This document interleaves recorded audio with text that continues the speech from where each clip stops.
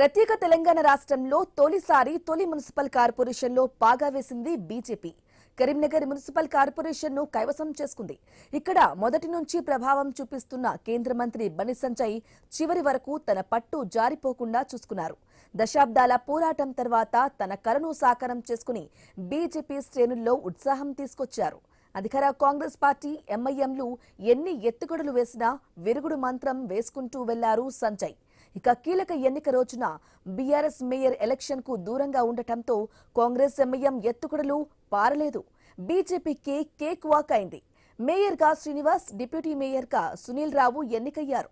Municipal ఎన్నికల ఫలితాలు వచ్చినప్పటి నుంచి కరీంనగర్ పై దేశవ్యాప్తంగా ఫోకస్ క్రియేట్ అయింది. మెజార్టీ మార్కుకు చేరువ వరకు వచ్చి బీజేపీ ఆగిపోవటం, మేయర్ పీఠం తమదే అని మంత్రులు పొన్నం ప్రభాకర్, దుద్దిల్ల శ్రీధర్ బాబు ప్రకటించడంతో ఏం జరుగుతుందా అని ఆసక్తి పెరిగింది. కానీ బీజేపీ కార్పొరేటర్లను, బీజేపీలో చేరిన వారిని క్యాంపుకు తరలించి పక్కా వ్యూహం రచించారు సంజయ్. కేంద్ర మంత్రి ప్రయత్నాలు ఫలించి మేయర్ పీఠాన్ని దక్కించుకున్నారు. ఇది కాంగ్రెస్ ఎంఐఎంలకు మింగుడు పడని అంశం. ఈ క్రమంలో అవకాశవాద పొత్తులకు తెరతీశారని మండిపడ్డారు సంజయ్.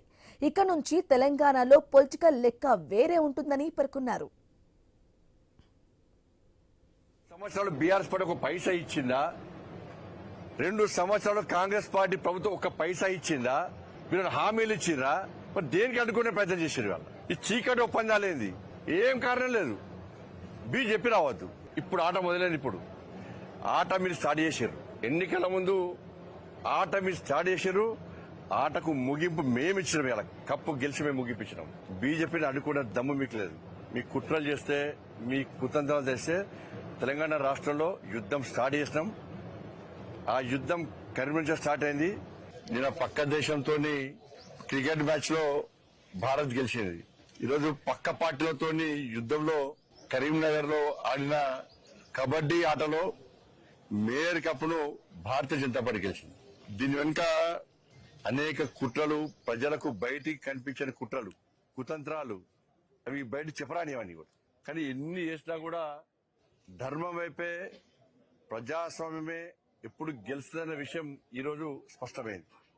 కాంగ్రెస్ పార్టీకి నేను చెప్తున్నా, ఛాలెంజ్ చేస్తున్నా, మీకు ఎక్కడికక్కడ మీ మెడల్ వాస్తాం. మీరు ఇచ్చిన 6 గ్యారెంటీలు అమలు చేయాల్సిందే. రామచంద్రరావు గారి నేతృత్వంలో ఈ తెలంగాణ రాష్ట్రంలో మేము చేసే యుద్ధానికి దమ్ముంటే మీరు తట్టుకునే కెపాసిటీ, దమ్ముంటే మీరు తట్టుకోండి. మీరు కరీంనగర్లో గెలికిరు మమ్మల్ని. కరీంనగర్ లో రాకుండా 3 పార్టీలు, అన్ని పార్టీలు కలిసి మీరు అడ్డుకున్నారు. మీరు అందరూ ఒక్కటైన విషయం స్పష్టమైంది. ఇప్పుడు స్టార్ట్ అయింది ఆట. మళ్ళా కొత్త ఆట మళ్ళా స్టార్ట్ అయింది. ఇస్తాం, దాన్ని కూడా పక్కా ఇస్తాం. మేము పక్కా ముగింపిస్తాం. మేము మిమ్మల్ని వదిలిపెట్టే ప్రసక్తి